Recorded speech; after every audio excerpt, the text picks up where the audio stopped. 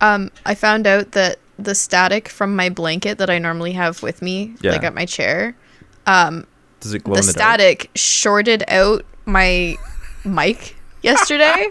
Wow. So I'm like, all right, I guess I'm just not going to have a blanket at my desk. And so I was like freezing all day yesterday. Yeah. Welcome. You are entering a strange realm. A realm of what ifs. What if movies, television shows, and video games were better, worse, bizarrer, or downright different? What might they look like?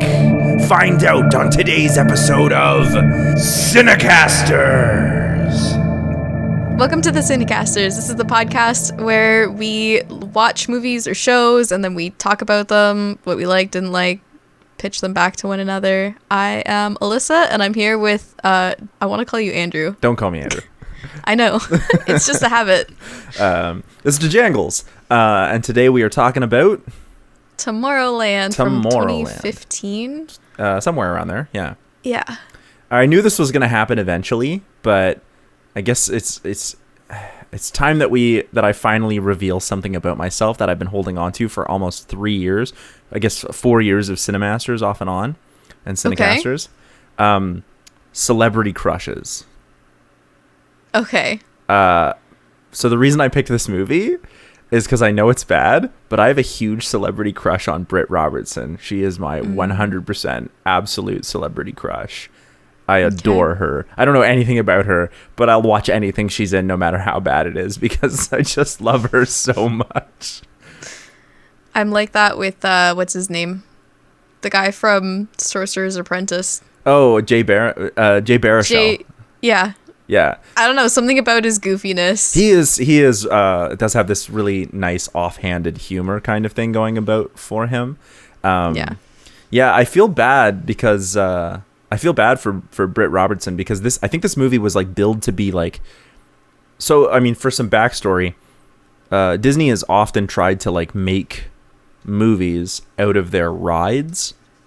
Mm-hmm. So Pirates of the Caribbean started out as a single one where they were like, we're going to do a movie that's based off the ride so that we can update the ride.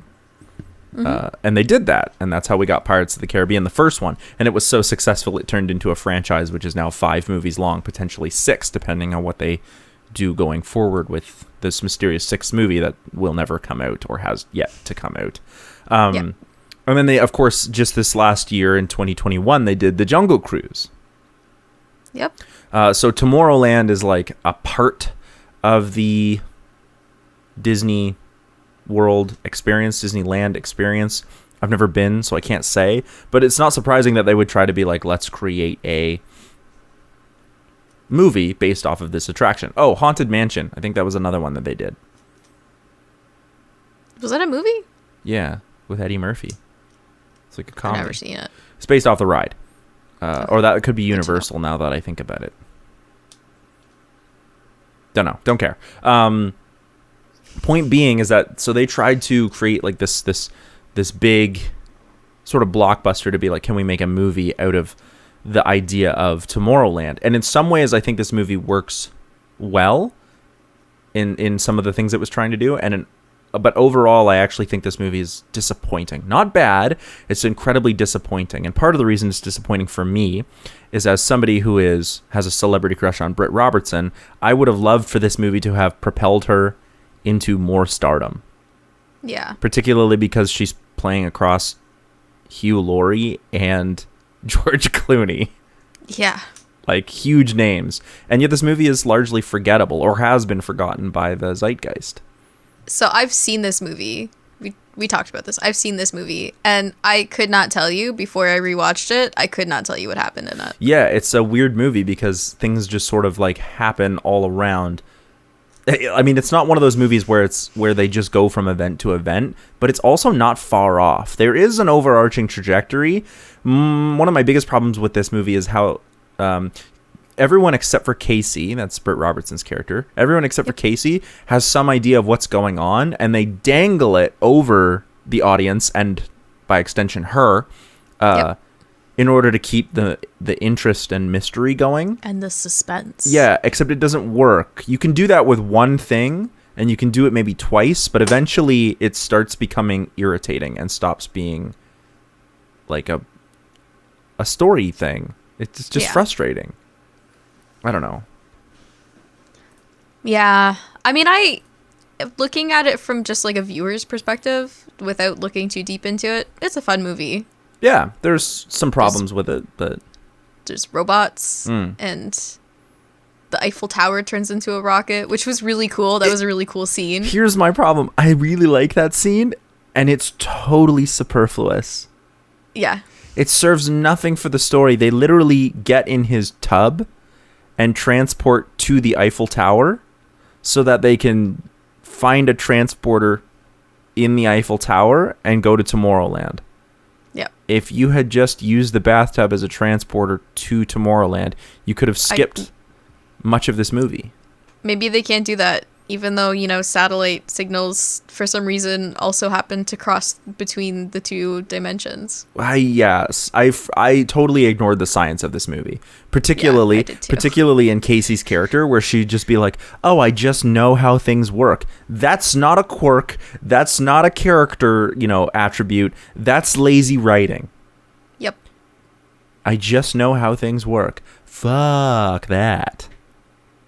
It's so irritating. You could just, instead of just saying like, "Oh, I just know how things work," you could say like, "Oh, I'm quick to figure things out." But that's the same thing. It's still lazy writing. Show, don't tell. I guess. Right? But it would be still a better line than "I just know how things work." I just get how things work.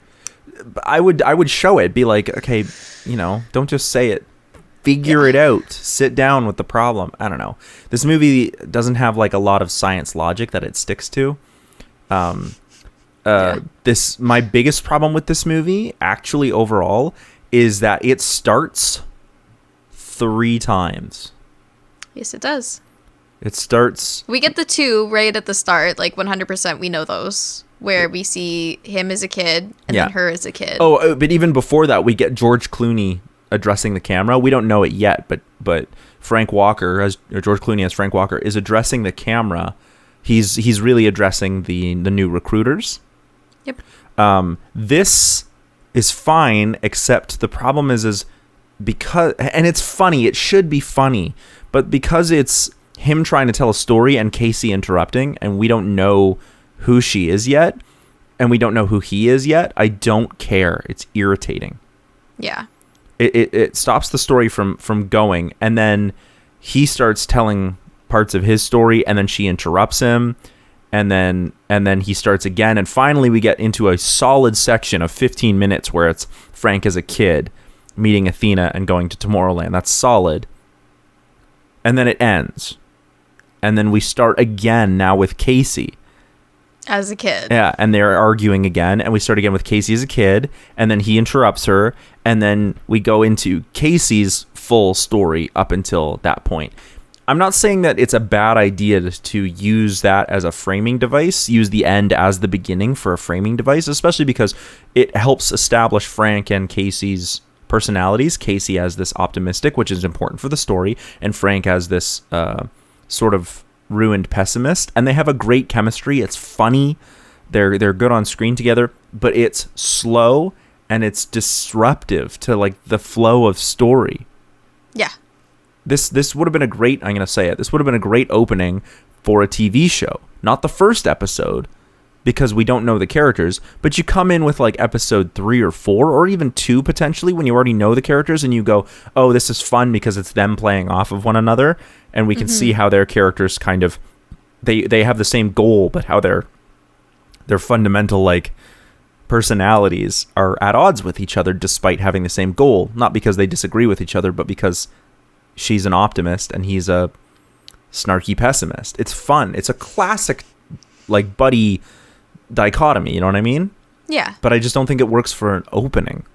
No. Yeah, it was really like just jarring. Yeah. Lots of cuts. That's my biggest pet peeve, because there's other things that I love about this movie. Do you have any pet peeves you want to get into before we do goods?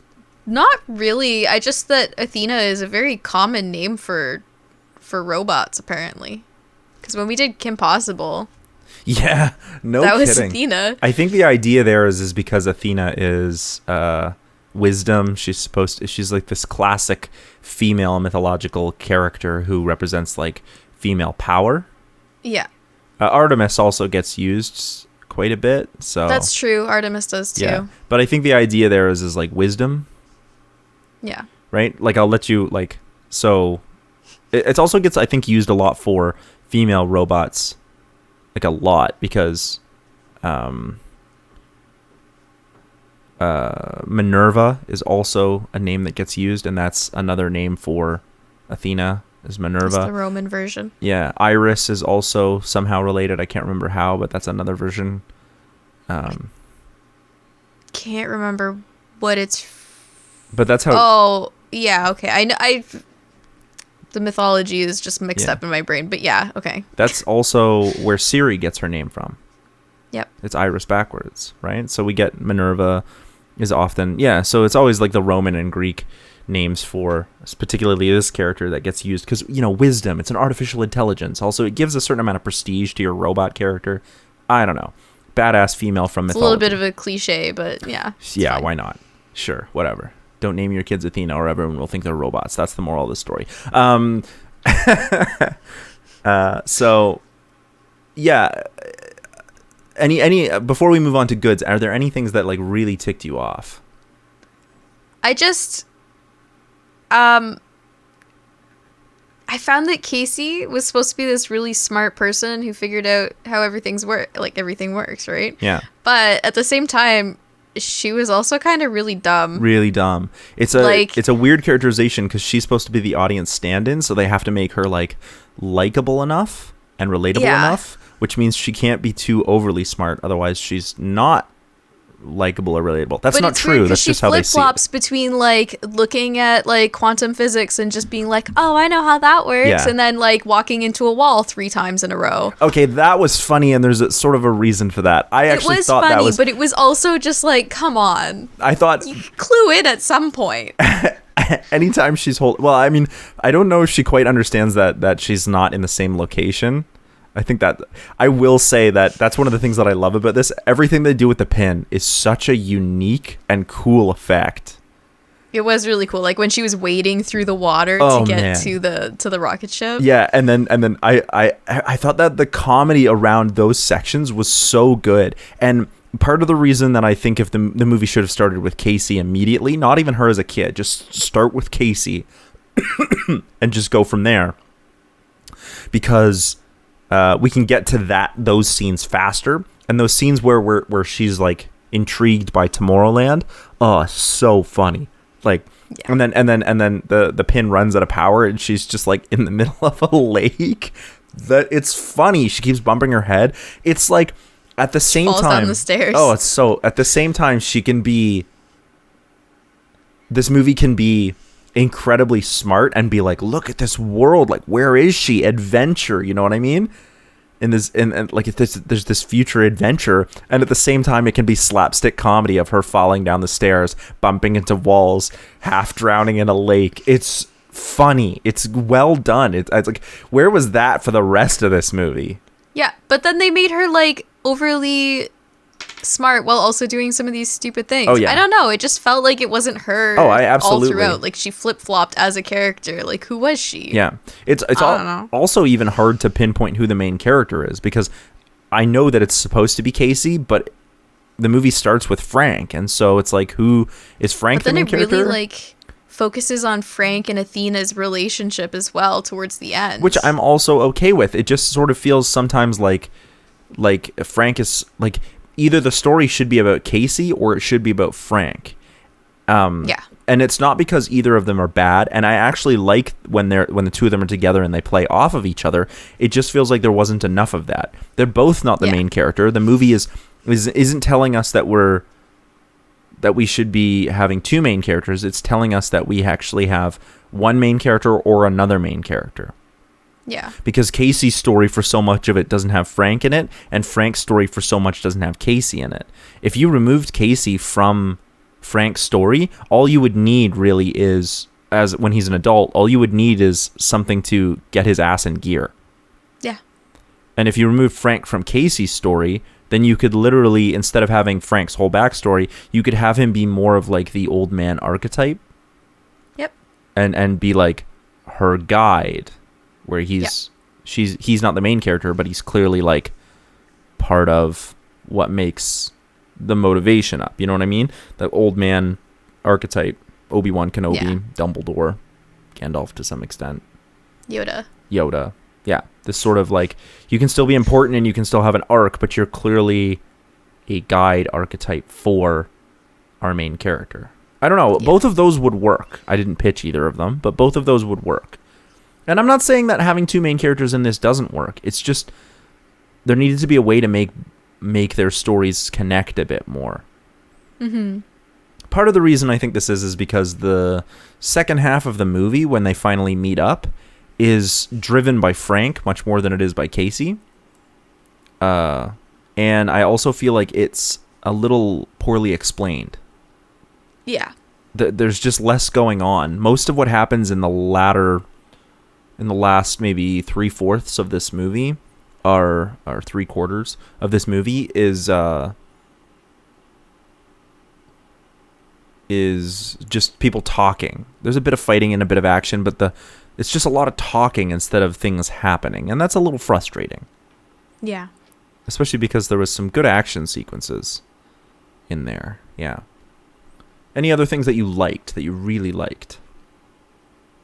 Well, I just have to say, right out of the gates, when I was watching, like, they were doing the fair at the start, you could tell that I've been watching way too much Marvel. Ryan and I just finished phase 1 of Marvel right now. Or, like, we finished it last night, actually. Yeah. So I'm all, like, every time I see, like, a fair like that, I'm expecting Howard Stark to come out with, like, a flying something. And this seems like the exact type of thing that he would be in. Oh, maybe like, he was there. Maybe it's all part of the Marvel Cinematic Universe.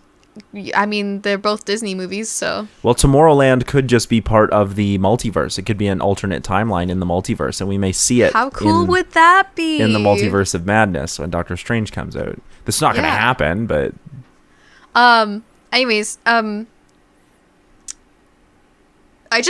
ending scene, actually, I really liked a lot, where we see all of the people coming out of the cornfield, or the wheat field. I thought that was really cool, because it's like, oh, here's the new generation of the people coming to Tomorrowland. I think the imagery of Tomorrowland is super nice, because the fields of grain are like super warm, and the look is warm. And I think this is important, but you can also tell that I think it's supposed to be America, because the amber waves of grain is very, very like... well, everything American about this imagery. whole thing is very American. And there's a reason for that. Yeah. And the reason is because I almost know this movie is because it's named Tomorrowland, this movie is a reference to the Tomorrowland ride and or part of Disney World / Land. It's a celebration and love letter to retrofuturism. Yeah. Everything about this movie has that like retro future aesthetic, from Frank's jetpack, which looks so cool, the original jetpack, to even the way like Tomorrowland looks. A lot of the technology, the idea of robots, like it's very retro future. Let's get back to that. And one of the things that I think this movie does well, and it tried to do, was to get people to think about the future in terms of hope, the way that retrofuturism did. Yeah. I think that's the whole point of it, right? Yeah. But I think because it's a love letter, and they even talk about, you know, like dystopian fiction from Ray Bradbury, and that's been a big thing in young adult fiction, right? Is we had the Hunger Games and we had the Divergent series, and I'm certain there are others that jumped on the dystopian bandwagon. So many. Yeah, because that was what the fad was, right? And I have to commend this movie for being like, hey, let's get back to that idea that the future can be bright and full of possibilities. The way that instead of just apocalypses everywhere. The way that it very much was when retrofuturism was a thing. So for those who don't know, retrofuturism is this idea from the 1950s where everything like had a certain look and shape. When they were trying to like imagine what the future would look like. It's very like George Jetson Like if you think of the Jetsons, that was not considered retro future at the time. But when we look back on it now, we're like, oh, it's got this certain look, the rings around everything, the shapes, the sort of curves. That's what we call retrofuturism now. It's a very distinct style. And it's a very nice style. I like it. There's a certain optimism that goes with that aesthetic that we've lost. Basically, like any sci-fi movie, TV show, book that you can find from the 50s will have that same aesthetic of like, this is what the future can be like, and it's so cool. I actually really like it. Yeah, it's retrofuturism is more of an aesthetic than anything, but there was a mindset that went with it. I think as well that the mindset, I'm gonna go all like English major here. Do it. But that's what we're I think about. that there's a lot of subtle hints towards the American dream in this. Oh, for sure. Like everywhere. And that's what that retrofuturism is, right? The American dream. It's just very much like Americana to the what would the American dream look like in the future when possibilities are endless and technology is the future. Yeah, and you know, people settling on North America, well, and just in the Americas, I guess, had that idea of like, oh, it's a new start, and oh, if now, you know, in the 50s, thinking about going to Mars, going to the moon, it's a new start, same kind of thing, right? Yeah, this romanticized version of everything. And I'm not saying that we have to go back to this idea that the world, like the future, is bright and shiny and full of flying cars and robots.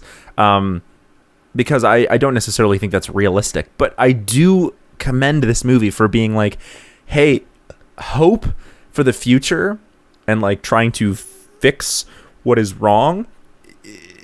I think there's a place for that. And I think a love letter to retrofuturism is a wonderful sentiment. That's why this movie fills me with so much joy, other than Britt Robertson. She also fills me with joy. But there's a that's why I really want to like this movie, and I think I do like it. It's just frustrating because like apart from being a good time, it's just really messy, and it doesn't have to be. There's two things in there. There's literally the whole movie could just be shuffled around and cut some things out, and bam, you'd have like a solid blockbuster, family blockbuster. Yep, that would be really really good. The other thing is you could easily recut this as a horror movie. Oh, absolutely. Like, I wouldn't even, like, parts of me are just like, yo, I could just recut this as a commercial for a horror movie. Like, the parts where Casey is outrunning Athena and she, like, chases after. There's, like, a couple parts where, like, just really freaky things happen if you had the right music and then cut it like a horror movie. Part of me wants to do it, but in that one shop. Yeah. Blast to the Past shop, part which of was me, like terrifying and like so creepy, and then everything with the robots, and then once we get to Tomorrowland we lose it. There's the robots just stop coming and with their really creepy fake smiles and perfect faces. And the other thing that that weirded me out is when they finally get to Tomorrowland, most of it is occupied by the four of them talking. That's with the Governor Nix. I'm like, where are the other people? They're not there. They left. No, which is weird because they're in you would Tomorrowland. think that the people, you see them later on. Yeah, you would think that the people who live in Tomorrowland would be like, yeah, this is a party. We don't have to worry about all these other people flooding our world. But I think the implication is that they are in Tomorrowland. They're just not around. Like, we don't see any of them, but they're there. Because it looks so, like, dystopic when you get there. Like, I'd almost rather it... That's a coloring thing, I think. I think it is, but I'd rather have it look all shiny and fancy and brand new in the same way that it did, but to have even like more what's the word I'm thinking of? What is the word you're thinking of? Because I think part of that was just a coloring thing. Because they're very. I wanted it to be bright and shiny and be like, oh wow, but like, wait a minute, every single person that I talk to is like staring at me like I'm from outer space or something, right? Well, technically like, you are, but yeah. Well, technically, yeah. But like just the God, I wish I could remember the word. It starts with an M. malicious. Okay. It's like just really like subtle malicious feelings whenever you're like walking through, but it still looks bright and shiny and new. Yeah. So like it's like this sort of undercurrent of unsettling. Yeah, that's what I would have wanted out of Tomorrowland. Even though they know the world is going to end, they're having a fun time and it looks great. But someone from Earth just came through. Yeah. Okay, right? That's interesting. Yeah. Because I do think that might have worked better if everything appeared to be fine on the surface, and it was necessarily fine on the not necessarily fine on the surface, but it was fine on the surface. But like underneath, it's fine there's for this, Tomorrowland, not for the rest of Earth. So there's this undercurrent that they don't give a shit. Yeah. Which would have been really cool, and I'm surprised that they didn't go with that. Yeah, because at the end, they sort of played around with the idea of timelines and whatnot, because tomorrow implies future, and there was timelines and tachyons and whatnot, and I was like, this is not particularly well done. I think because the movie doesn't play with timelines at all from the beginning. It's more about trying to get to Tomorrowland, that I think it would have been better to actually have not done too much with time travel, maybe alluded to it, but not done too much with it, and instead focused on how can we make the world or hope our central focus. You know what I mean? Yeah. I don't know. It was fun. I mean, there's some great things going for this movie. George Clooney I thought does a great job in this movie. He does. Yeah. It's funny to see Hugh Laurie and George Clooney fight with each other. Yeah, I don't know. I just have like a couple notes. There was one part where when Casey finally shows up into Tomorrowland and she's looking around and the color is all different. It's not bright and shiny. And I literally wrote like, this place isn't anything like the brochure. What the fuck? That's exactly what it is. Yeah. You're right. One of the things that I did notice that I thought was really, really well done, but was kind of lacking in other parts, was Tomorrowland, the commercial that Casey touches, the pin, is very diverse. Yes, right? It is. I liked that. It's very diverse. Even the fashion, you can tell, is like they're trying to be like this sort of amalgamation of lots of different cultures into the fashion of what everyone's wearing. So it has that retro future aesthetic that's very American, but we also follow a young I guess South Asian young woman. I don't know where she's from. So South Asian woman, and her parents are wearing what looks to be like a sort of traditional, I'm going to say Indian, like traditional Indian wear, but it's futurized. Yeah. Which was really cool. It's really cool. Except the fact that our four main characters are all white people. And there's nothing wrong with that, really. It's just sort of like our four main characters, the four people that we're going to follow, are just white people. Whereas, like, I thought Tomorrowland was supposed to be indicative of something much more. Unless you want to get into it and you say, like, the commercial was just supposed to be to look like that, but in fact was not. Like, it's literally propaganda for Tomorrowland, right? That is true. So it's made to look that way, when in fact Tomorrowland is maybe more diverse, but clearly the people who are in charge are still white people. So what does that tell you about that? Yeah. I also had some really, really interesting ideas on how this movie treats the idea of like its own government. Yep. So they say, like, you know, what if you could go to a place, like all the artists, engineers, and whatnot, what if they could all go to a place where they don't have to worry about politics or nationality or whatnot, and yet they still have a government. There's a Governor Nix. So that doesn't tell you anything. I'm going to save that for my pitch. I've got another idea, but I'm going to save it for my pitch. So, because it's just too good, otherwise it gives up the ghost. Oh, I forgot to, I didn't add this into my pitch, but I might add it in later. No, I'll save it. Oh, I'm really proud of this pitch. I think it's quite good. Without actually changing too much. Without actually changing. Well, is there anything else that you want to talk about before we get into pitches? No, honestly, just I loved Tomorrowland, like the look of it. Yeah. Until they actually got there. I think it, like, the way the movie is colored and the way Tomorrowland looks, it's so warm, and I think the way that they shift between the scenes of Casey and Tomorrowland and Casey and in the real world with the pin. It's so well done, and it's so comedic, and it's so funny. This movie is great. I just wish that they did a better job with Casey's character. Yeah, I wish that they had more consistent tone from the beginning of the movie to the end of the movie, because even in both Frank's sort of prequel and then when we get into Casey's story, the first, like, Frank's prologue, I guess I'm going to call it, Frank's prologue and the first half of Casey's story both have this wonderful optimism to them that we then lose. And then at the end, it's like, I know it's the point, but at the end we get, like, it's sort of pessimistic and everything's bad, but I never feel hopeful again. Yeah. I never have this sense of adventure. I have this more like when they're going out and they're like, find the dreamers, find these people, and their heads pop up in the cornfield. It feels hopeful, but it doesn't feel like with the same kind of sense of adventure. Because you know that this is the conclusion. I think what I wanted maybe is maybe if they had switched that so that you got the kind of flashback to their when they were young and they were that optimistic. If we had that flashback towards the end of the movie, maybe. But I think for me, at least, I think what we needed was in the conclusion, we needed some of that sense of adventure, that hopeful sense of adventure, particularly if it had come from Frank, because he's become the pessimist, and if we see Casey start to rub off on him, they do something together, and all of a sudden he gets his hopeful adventure optimistic sense back.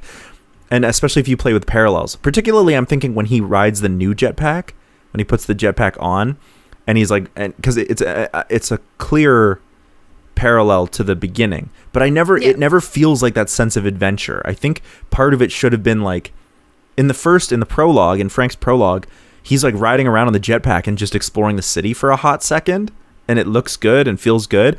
Give me some of that where Frank is still doing something with the climax, like he's helping the climax, but he's like flying around in the city and being on the jetpack that he helped like implement into Tomorrowland. And he's now realizing, like, I did this, I'm going to make this place great again. Then it would be like, thematically, we're there. We've reached this point in Frank's character that makes him want to do this. That would have been really great, actually, yeah. That's what I'm missing. That's what was missing. That's what I'm missing is instead of them sitting there talking about being hopeful and Casey being like, they're being like, Casey's special, she's the answer. Even though they never really explained why she's the answer. Because she's the only one that was optimistic. Exactly, which is a little unbelievable. But then if Frank becomes optimistic, we see the change. We see Casey rub off on him, and we get this sense of adventure back if it happens climactically as opposed to just talking about it. Yeah. So that's what I think about that. So how are you feeling about your pitch? I'm feeling like if I had an entire week, I would have had a really solid one. So all I have right now are the bare bones. Okay, but you have a solid idea? Kind of. Okay, you want to go first then? I'd like to go first just because I know it's not fully put together. So it might be another one of those. You have some cool ideas as I go through it, and then it'll be a big thing. Well, at least we're not doing what we did on the Age of Adeline, where we. You come up with an idea right in the middle and we're both like, that's the best thing we ever could have come up with. Yeah. Why did we write pitches when this came up in the middle of the conversation? Whatever. But yeah. Okay. Anyways. Hit me. Okay. So it should have been a TV show. Yes. Stealing your words here. And I think that it would have 3 main characters with, I guess Athena is a 4th. But our main characters would be Frank, Casey, and a young Frank. Whoa. So you're going to play with time a little bit. And then Athena. Yeah. And it'll be, drumroll please, kind of like The Witcher. Kel Surprise. Alyssa wants to write something that's like The Witcher? I mean, I want to write everything like The Witcher, let's be real. That's the joke. Yeah. So I just have the general story beats for how each person's arc would look, and then I have no idea how they would actually intertwine in the same way that they would do in The Witcher. But just use your imagination. I think it'd be really cool. So you're talking about the first season of The Witcher and how timelines are, or the timeline is kind of narratively fucked. Yeah. Yeah, they're all like, you don't actually know what time it is. Like, you don't know when anything is happening. You can kind of guess. The second time through watching it made a lot more sense. Anyways, but the first we're time not through, talking about The Witcher. the first time through, you don't get it until about episode 4, where you're like, wait a second, these timelines are way off. Yeah. And I think that, and this ties in. So the thing about The Witcher is that because Geralt doesn't really age, he looks the same all throughout. Yeah. And so it's the characters around him that you have to use for context. Yeah. And in the same way, Athena would be kind of we don't know what time it is because Athena's there and she looks the same all throughout. So it'll be really interesting to be like, oh, Athena's here and what time could it be and where are we? Because Tomorrowland and Earth are actually quite different aesthetically, for sure. Yeah. So anyways, so I'm just going to go through like the general kind of story beats. The first half of the season would have the characters just kind of doing things on their own. And then the second half of the season would be a little bit more intertwined. Would have the characters come together as they rush towards the ending of the arc. Yes. Yeah. That's good. That's just really good. Okay, I'm glad. Good structure. So we would actually start with Frank. None of this weird like talking to the future people, because I liked it, but I didn't like it, you know? Anyway, so we're at the fair. We're meeting like with the people. Frank's got the jetpack. He's like, it works. You just can't actually fly it because you can't steer. Yeah. And what's his name? David Nix. Yeah. Yeah. Is just like, well, that's cool, but it's useless. So sorry. And then we would meet Athena and kind of go through those same kind of things. And then what I would actually have is Frank flipping back and forth between being on Earth with his dad and at Tomorrowland working on all these things, and his dad has no idea what he's doing. Yeah. Right? He just thinks he's at school or something. It's the 50s. No one can call home to be like, your child isn't showing up to class. Yeah, maybe they do. I don't know. But whatever. Anyways, so we would kind of see Frank, and he would be like this boy genius. Like, I like the idea of a boy genius, but he would also be a little older than what he was in the original movie. I would have him probably closer to like 15. So maybe Frank's dad just thinks he's working, because in the 50s you could do that. You could just get out of grade 8 and go to work. Right? Yeah. So we see like him and Athena kind of like all throughout the first half of the season. It's him and Athena, and they're working together on stuff and coming up with really cool ideas. And maybe a few years kind of pass while they're working through that stuff. And this is that subtle malicious kind of feeling, is I want that to be there all throughout when we're in Tomorrowland with young Frank. Like, he thinks he's doing all this great stuff for tomorrow, but we can tell that Governor Nix is plotting something. Or he's like keeping a really close eye on Frank, because he's just like, that one's really smart and I want to use him, but we have to be really careful about how we use him. That kind of idea.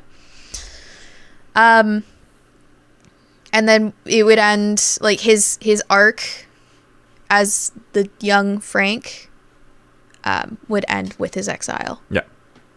So that's one of the many branches that we would see. Yeah, that's not a single episode or that's like his arc over the course of the thing. So I was thinking, like, as we go through it, we would see like different vignettes of him going and working on one thing or having a breakthrough on something else, or you know, we would have some of those emotional moments where he's trying to make Athena laugh and stuff like that, right? But that's his arc for the first half. That's his arc for the first half. And then on the other side, we would have Casey's arc for the first half. Follows her as she's in high school, same age as Frank. So we get a little bit of a parallel here. And she is really smart. She's, again, that kind of young genius. deal.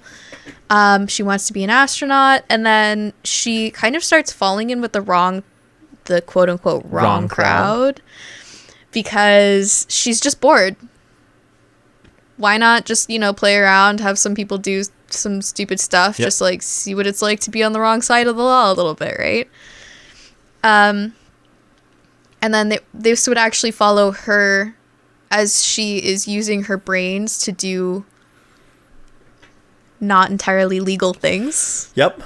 So she's, maybe they hack into a thing and, I don't know, steal some money or something, or like I'm just spitballing here. I don't know what I would want her to do, but I would want her to be like that bad kind of kid. Yeah. But she still has this kind of like, I would almost have her be a little bit of a pessimist for this part. Ooh, okay. So that we've got the optimist young Frank, the and pessimist Casey, young Casey, young Casey, yeah. Well, I mean, Casey's the regular same age Casey, throughout most of the thing, yeah. And then we find out that her dad is going to lose his job at NASA because they're shutting down the platform. Yep. And then we see that she starts to use all the skills that she's gained with her friends to kind of like slow the process down for him. So she's turning a little bit less into from the pessimist away from that into more of like oh, well, now I actually have to do things because I can't just live as leisurely as I was. But she's still doing things on kind of the wrong side of the law. And then by the time we get to the midway point, so around the same time that we see Frank's exile is when she gets the pin. And I think that her exploring the pin would be its own episode. Just her for one episode. Yeah. Because I think that would be really cool to be like, oh, Tomorrowland, this is the place where Frank's been, right? But she doesn't know that. We as the audience she doesn't know that. But yeah. Technically she hasn't met Frank yet. Yeah. So then the second half of the season would follow them as they, we get to see her meet Athena. They see the robots. We've maybe seen robots similar to that in young Frank's arc already. So we're like, oh, something is going on. We already know that there's this kind of like undercut, it's like, I hate using the word malicious every single time because there's a different word for it. Sinister. Thank you. It's like sinister, but like, oh, happy Tomorrowland. And we already know about that because we've seen Frank as he deals with accidentally creating this thing that everyone is really like scared of. Yeah. Right. And we don't actually know what it does. We don't know why everyone's scared of it, but we know. And then, so we see all that. And then, where's my notes? So then the last bit would kind of go through, they're getting to Tomorrowland. Because it's a show, they would have a little bit more time. To explain things, because I was a little confused. I've seen the movie twice now, and I was still like, what? Wait a second. Yeah. And plus, if they had a little bit less of a rush about it, or if, like, once we meet Frank, we can go, oh, whoa, timelines, right? Things are a little shaken up. Well, you already sort of have that because you introduced Frank at the World Fair. Yeah. You already kind of know the year. What are you done? I want to. Not quite. Okay, keep going because I have a suggestion, but I want to hear you finish it out. Okay, so. Basically, we would still have that same kind of thing where they go to Tomorrowland, but I would still keep it bright and shiny. Yeah. And that whole time, Casey's like, why did you want to leave this? Look at it. It's still amazing. He's like, it's exactly as I remembered it. It's awful. Ooh. Because he's like, he's only remembering the sinister parts. Yeah. And he's like, just like, he points out to her like, oh, that is where they keep people who, I don't know, do bad stuff or something. It's called like, a prison. A prison. You know what I mean. But it's like worse because it's a utopia that's actually a dystopia. So it's like political but then we've seen it where they've kind of switched so that Casey is now the optimist and Frank is the pessimist. So there's like this, it's like a crossing over of the personalities, I guess. And And then towards the end again, and we can get all the fighting because I thought that was really cool. And all of the stuff with Athena because we already have their backstory. Yeah. Yeah. And then it kind of ends the same way because I couldn't figure out a better way to end it. Anyways, so that's my rambling pitch. So here's what I would do, actually. Okay. I would actually have a fourth main character. Okay. And I would actually have it so that there is Frank, like young Frank, and then Casey, and then there's another guy that we meet named John, right? Sure. And so we have 3 timelines actually happening. Okay? Except from context clues, you can figure out that Frank is in the 50s or 60s, and Casey is in at least somewhat in present day, and John is in somewhat present day. And then when all 4 of them meet up, what winds up happening is that it turns out that John changed his name and is actually Frank Walker. Yeah, that would be a better way to do it. And so you've actually been following Frank in the past. And then you've been following time as Frank in the future at the same time as Casey. But I'd have all 4 of them meet. So it's actually like so you can play with timelines a little bit by having and Athena, having all 4 of them meet and giving Athena her own arc as well. That might play a little bit more with where she is. Like she keeps meeting up with young Frank. She meets up with Casey. She meets up with John. And then what we find out is she brings them all together into one timeline. And we find out that John and Frank are the same person. They're we're not even going to get rid of them. They're going to be 2 separate characters with their own arcs. But they happen to be the same person. But that would be cool. How would you do that then? Because time travel is timelines, difficult. Different timelines. So when you bring them all together, you just have it like this is Frank from one timeline where he like immediately after he was exiled, and this is Frank from further on in that timeline after he was exiled, right? Or in a different timeline after he was exiled. And is an adult, and we bring them all together, so that way they're the same character. But they're the same character, but they're not the same character. Yeah. Like you have different actors play them and whatnot, but then you can play with the idea that like the reason John is this pessimistic asshole is because of all the things we saw Frank go through, and that way, you know, Frank sees what he might become and doesn't like it, and John sees what he used to be and realizes what he's lost. You know what I mean? Like, they still have their own arcs. Scrooge here. Yeah, it's like this is the ghost of Christmas future. Yeah, this is the ghost of Tomorrowland past. Awful, yeah, pessimistic. Yeah, Tomorrowland past. That's like a really weird phrase. The ghost of Tomorrowland past. I really like the idea of doing that, of actually having like, we have 4 main characters, and then slowly revealing that 2 of them are actually the same character, but we're going to keep them separate so that they can have their own arcs, but they're the same character, just different timelines. One of them's a robot. Yep. Which would be a huge revelation, and then you have Casey, who is special in her own way, but she'll have her own revelations. So then you have the 4 of them are very separate, and Athena's plot, I would have her try to bring them all together. And then the halfway through the season, they do finally come together. We get huge revelations, and then they go forward trying to fix it. Yeah. I think that's actually a really strong pitch, Alyssa. I just wish that I had more time to like a whole week to just sit down and go, this is when this would happen. Yeah, but see, if you had a whole week to do that, this is when it would line up with this person. If you had a whole week to do that, then you might as well just write the fucking show. Yeah. Right? I wish I could do that. I wish I had the time to just sit down and write a whole show. Yeah, right. I'm going to get into my pitch. I really like that idea. I kind of want to steal it, but I'm going to get into my pitch. So in my version, we start out right from the beginning, but with Casey Newton. Okay. And so we start out with a regular day, and she goes to school, and there's a bunch of bad shit, and it puts Casey out. Like the bad shit I mean is like they're all like global warming, mutually assured destruction, the history of world wars, futuristic dystopias in English class, much the way we already saw it. And finally, at the end of one of the class, Casey sort of like spits it out instead of waiting to be called. She's like, well, what can we do to make it better? Like, enough. Yeah. And before any of the teachers can say how they can fix it, the bell rings, and the teachers are sort of saved by that, right? Saved by the bell. Yeah. So at home, Casey finds out that her dad is losing her job. and the current government in the United States has decided that they would rather spend funding on other things rather than space exploration, and so the platform at Cape Canaveral is going to be taken down.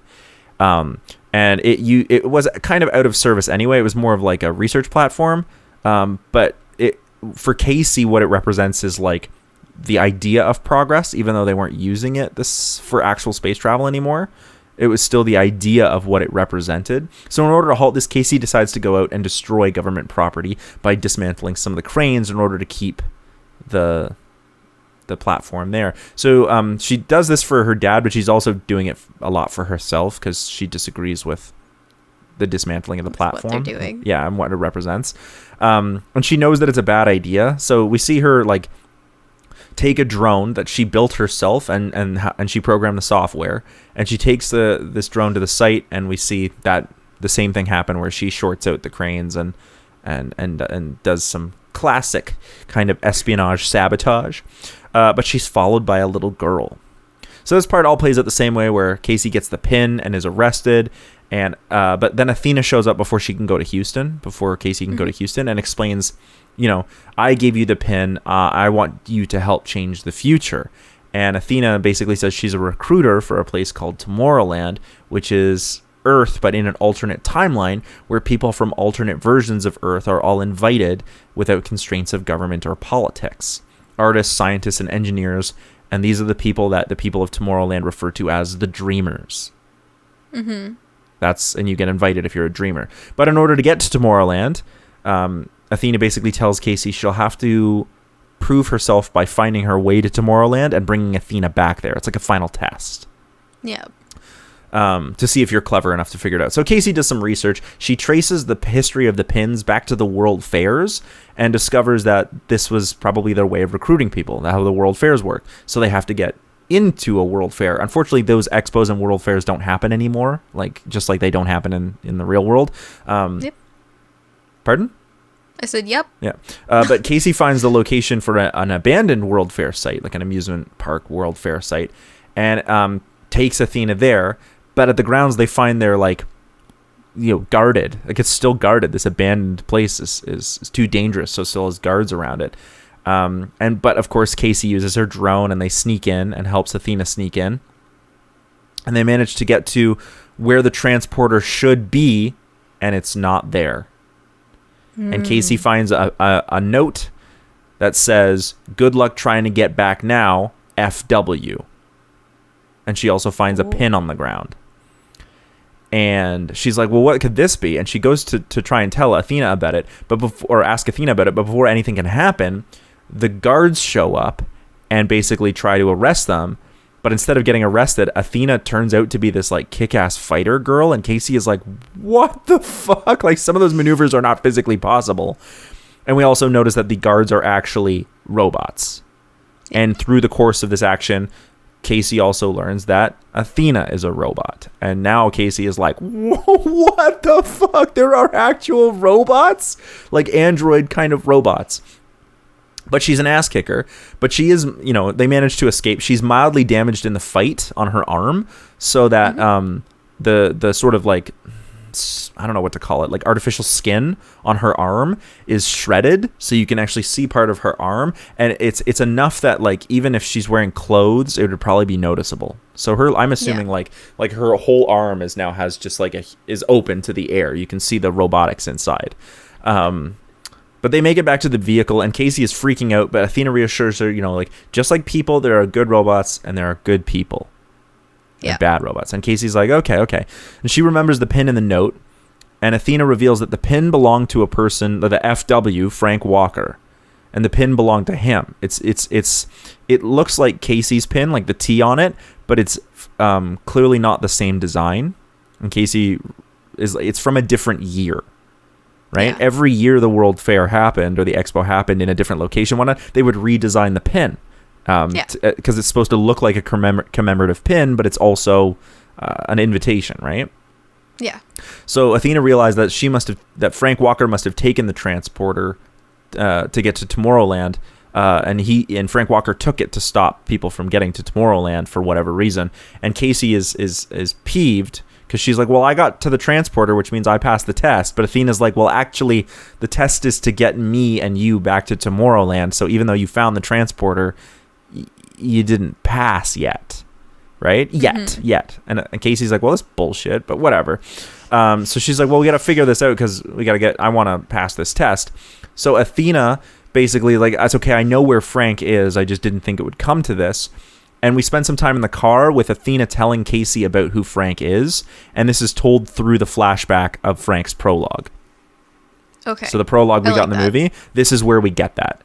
And it's probably a little bit more condensed, just a little bit faster, because it's only Athena's point of view. It's not Frank's. So we only get Athena's point of view of that story. But it's great. So then the pair drive. They get to Frank's house, and basically Athena kicks Casey out the same way. Casey meets Frank, and this whole part plays out the exact same way. She gets into the house, and they argue. And she's like, well, I'm going to pass the test. I'm going to get Athena and me to Tomorrowland. Once I find the transporter, like, Athena's going to come back. Like, I'll have it. And he's like, what are you talking about? There is no test. The pin is just an advertisement to get people interested in coming to Tomorrowland. Like, it's an advertisement for recruiters. Once you have the pin, that's your invitation. There's no test. Athena's a recruiter trying to get people to go to Tomorrowland if they're dreamers. But the reason there's it's just an invitation. The test is because Athena is lying to you, trying to use you to get back to Tomorrowland. She's just using you to get back to Tomorrowland, so that you can find the transporter with her help. And the reason she can't get back is because I've been destroying all the different ways to get back to Tomorrowland. And she's like, well, why would you want to destroy the way to get back to Tomorrowland? And then we see Frank basically tells her through flashback, and we see that he was working on something to view other timelines rather than just sending recruiters willy-nilly with only a moderate success rate. And so instead that they could look through all possible timelines and then send recruiters to specific places and times. So during this time, this is through flashback, we see Frank growing up. He's slightly younger than Athena, and eventually he's the same age, and eventually he's slightly older, and eventually he's about 17 and she looks to be about 12 as a robot, and they're still best friends. Like, they spent all their time together until, even when he's growing up, until his research makes a breakthrough and he sees something in his research we the audience don't see it, and it disturbs him, and he tries to convince Athena of what's wrong, but she can't seem to understand, and he tells her he's leaving to try and fix it, and he wants her to come with him, and she refuses. And he says, well, you wouldn't understand anyway because you're a robot and you're incapable of understanding how someone feels. And then he leaves. So Casey then teases Frank about having his heart broken by a 12-year-old robot, and he can tease her back. I just thought that would be funny. That would be funny. Like, just this, 17-year-old girl trying to explain to a, 50-year-old man that he had his heart broken by a 12-year-old robot. Yeah. But then that's when the robots, like the other robots, show up again. And Frank and Casey try to fight them off, but obviously can't do anything. But then Athena shows up, and she actually is able to fight them because she's a robot and has the same kind of strength. And they make it to Frank's sort of downstairs bunker, where he had it, like, he knew something like this might actually happen. And the bunker consists of, like, one living room with beds in it and a bathroom. And, like, a shit ton of food, right? He's like, I don't know how long we're going to be here. And actual bunker. Yeah. And Athena and Frank argue a bunch. He doesn't want to be saved by her and is, like, angry that she's here. And basically he's like, the only reason you're out here is because you were sent to recruit more people for a thing I didn't want you to recruit people for. And now you can't get back because I've been slowly one by one destroying all the transporters. Isn't that what's right? And yeah, he also doesn't trust Casey because he's like, you're being used by Athena. And Casey has no idea really what they're talking about. And Athena tells Frank, she's like, but you kept this transporter. You didn't break it. This one you kept. And you must have kept it for a reason rather than just sabotage it, because you wanted a chance to go back to Tomorrowland in case you ever wanted or needed to go back. And he's sort of begrudgingly like, damn it, you're right. Like, damn it. And so he agrees, and he's like, everybody get inside the bathtub. And they get inside the bathtub, and Casey's like, what is going on? And the bathtub turns out to be a working bathtub, but it also is the transporter. Mm-hmm. And it transports them to Tomorrowland. And the trio wind up in Tomorrowland, and Frank is like, well, this is Tomorrowland, and Casey is like, oh my God, we're here, and it's bright and vibrant, and Athena is like the most happy to be back. And that's when Governor David Nix shows up, and he's somewhat happy to see Frank. He's like, oh, it's good to have you back. Did you decide to come back? And he greets Athena, who's ecstatic to be back, and he obviously doesn't know who Casey is at all. So Casey reveals her pin and tells Nix that she was recruited by Athena, and Nix is like, oh, okay. And he takes the three of them to a master control module, which is sort of like the central control / database for Tomorrowland, where he tells Athena that she's basically been out of Tomorrowland for 20 years because Frank has been doing such a good job keeping transporters offline. So she's been out of date for 20 years. So he tells her, you can get your skin replaced at the master control, and you can get some updates and whatnot. So she does like a full diagnosis and the computer like holds her information while a new model is produced with her likeness. And Athena's body shuts off, and as a new bot is produced and the artificial skin is slowly lasered on, Athena's brain is downloaded into the new bot. And while this is all happening in the background, while this is happening, Nix takes Casey's pin and checks it, and Casey's name is not on the list of dreamers. Okay. Casey doesn't know what this means, but Frank basically explains that Casey is not a dreamer. It turns out that the reason Casey was chosen has nothing to do with her being a dreamer. It was because Athena knew that Casey could get into the defunct amusement park because Athena saw her with the drone and with the and could get into the defunct amusement park without risking damage by fighting all the other bots, so they could sneak in. So Athena just used her to get into where the transporter was, and when the transporter wasn't there, she was like, well, I know Frank has it, and instead of just showing up like on Frank's doorstep and risking him going ballistic on her, she used Casey again to try and get in Frank to participate, which worked. So she's ecstatic to be back in Tomorrowland, but it means that Casey will have to be deported. She's not a dreamer. She doesn't belong there. But Frank sees like how despondent Casey is and is like, look, Casey wants to be here. She can have my place. I don't want to be here. Yeah. I never wanted to be here. Or that's not true. I didn't want to be here after what happened. And Nix is like, well, yeah, but that's not how it works. You're a dreamer and Casey isn't. So no, you can go, but Casey cannot stay. So yeah, Athena is fixed by this time, and basically they like joins up with them again. And Casey is just like, you're a bitch. And Frank is also like, that was cold even for you. Like, so appropriate responses, I think. Yeah. So, Nix basically tells the three of them that they're going to go to the time machine to explain what the heck is going on. So the time machine is a machine that Frank made that allows the viewer to see all possible timelines at any point in those timelines. And what he discovered is that in some of the timelines, the Earth actually ends. Not the whole timeline, just the Earth actually ends.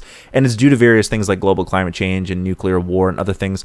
And the people of Tomorrowland knew about this because Frank made the machine. And then Frank was like, oh, okay, well, we can use all of our technology to help stop those other timelines from having the Earth end.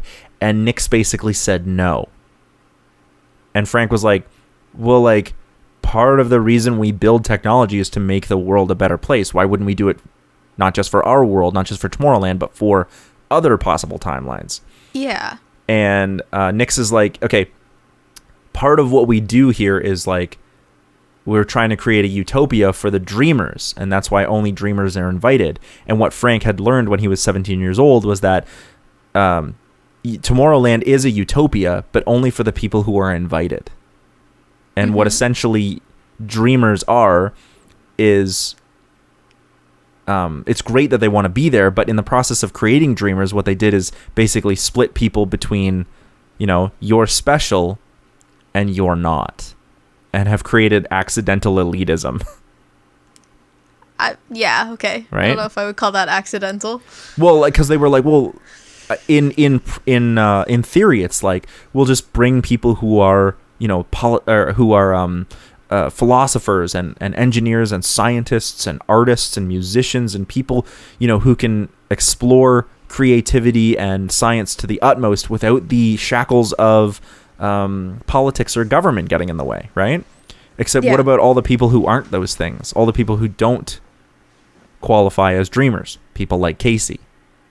They just get left to the wayside. And Frank was like, the point of science was to make the world better for people who maybe can't make it better for themselves. That's the point of art too. That's the point, that's why we do this. We do it not just for the sake of progress, but to help other people. And Nix is like, yeah, but only if those people are dreamers. And basically, yeah, brutal. So, whoops, accidental elitism. So that happens. Let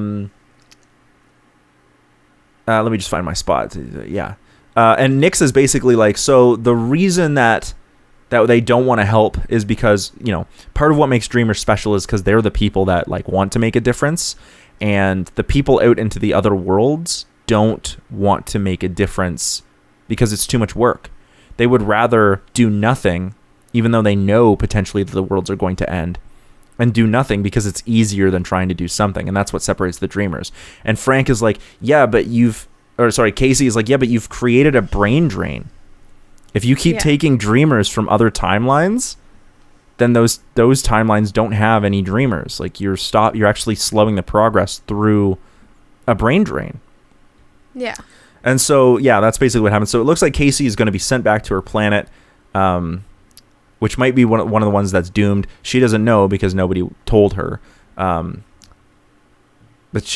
Frank basically, as this is happening, Frank steps in and he's like, no, I'm not going to let this happen. And he starts to like run in and try and stop this from happening because he's like, Casey deserves to be here just like anybody else. That's what Tomorrowland should be about. Progress for everyone. But he's captured by like a giant security robot. But then Athena starts fighting the robot that's restraining Frank and tells him to save Casey. Not take her place, but save her. Yeah. Right? And the real reason that she brought Casey here wasn't because she was a dreamer. It's because she understood and had no qualms about destroying government property if it was for the right reasons. Okay. A government much like how Tomorrowland is set up. Yeah. And Frank is like, oh, all right, okay. And so she's kind of a dreamer. She's a rebel dreamer. She doesn't qualify as a dreamer.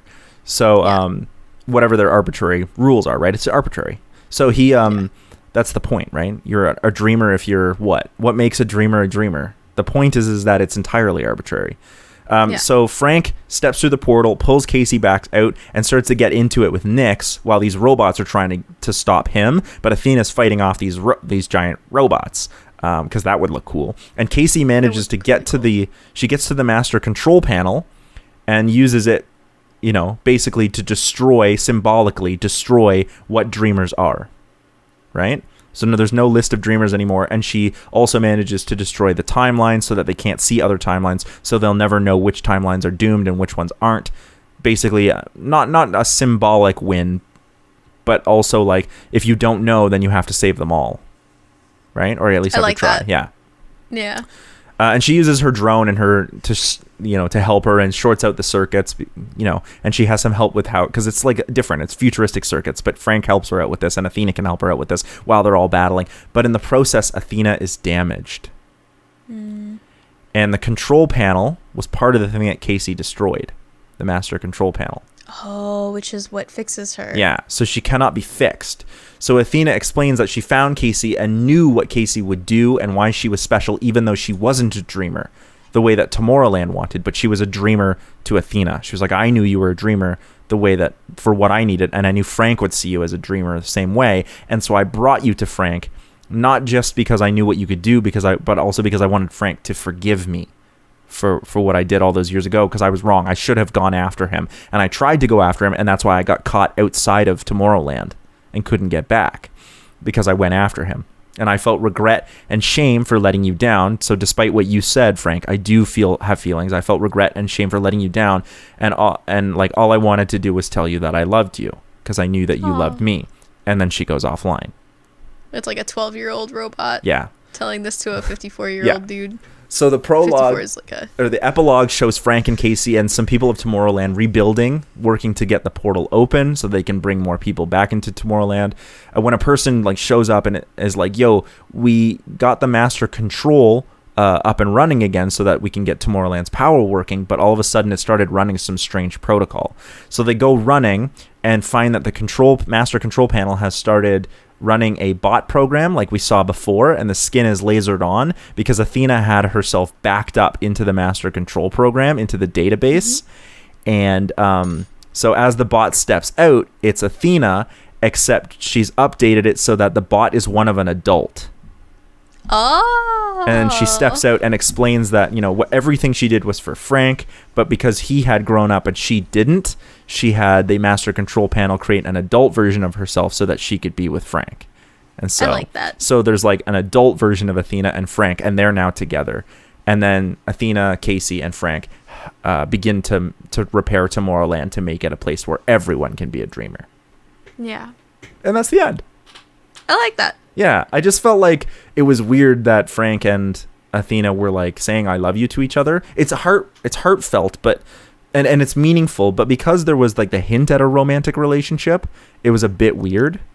Because she's made to look like a 12-year-old. So she's not in fact 12. We know that her age is in fact probably older than Frank. But because it was made to be romantic, it was slightly weird. So I was like, well, what if we played it? I was like, you can play this one of two ways. It has to either be like a sibling love, like they care for each other, or I was like, let's just go all out and be like, she's a timeless being. Not really timeless, but she ages not in her physicality. So I was like, well, what if she wanted to be with Frank and was like, now I can be with Frank because this is more socially appropriate if I look this way. Yeah. And do it that way. And then she would have to get an update every couple of years. Yeah. But that wouldn't be that hard. It's Tomorrowland. No, it really wouldn't be that anything hard. is possible in Tomorrowland. Even making a robot have feelings, and even making a robot appear to age so that it can be with the person that it loves, which is Frank, who loves her back. Yeah. Yeah. I like that. That's a good one. You missed out. That's 2 happy endings I've done in a row, because for Age of Adeline and for this, I did 2 happy endings in a row because I really like them. You missed out on Starship Troopers. If you haven't seen that one, you should go watch that episode, because that's like one of the darkest endings I've ever done. It's brutally dark. I will check it out. It's just really bleak. Everybody dies. But like dies in a way that's like really bleak. Like their endings have a lot of meaning. It's quite clever, if I do say so myself. I'll just pat myself on the back there, toot my own horn. Yeah. Any last minute thoughts about Tomorrowland? I wish it was more memorable. Yeah, I will say once again. Go on. I liked it. I just wish that I didn't have to rewatch the entire movie to be like, oh yeah, that was funny. Yeah. I will say that I really commend this movie for its attempt at bringing retrofuturism to its let's be hopeful about the future again. I think that's important. I don't think we should be neglectful of what disasters could be on the horizon, but the idea of being like, the future can be just as good as it is terrifying is something we ought to keep in mind. And the fact that this movie does a lot with, global warming and the terrors of the future that are inevitably going to affect us, but we can fix them or mitigate them to some extent. And that optimism, that hope is important if we ever want to fix them. If we give in to pessimism, then we wind up with some dark times, but we have to try and fix them. Yeah. Where can people find you? You can find me at twitch.tv/AlyssaLou with 3 O's, or you could find my creative stuff at Alyssa Rose Handmade on Instagram. You can find our band Robot Philosopher anywhere you listen to dope music. We also have some new music coming out probably sometime in April, hopefully, maybe a little later than that, but it's just we're on the last leg here, but we're still tooting along, so stay tuned for some of that. You can also check out our other channel, the CineMasters, for more scripted content from myself, and Alyssa does all the editing, which is super helpful. And like and subscribe so you'll never miss another episode of the CineCasters, classic or otherwise. Thanks for hanging out. Bye.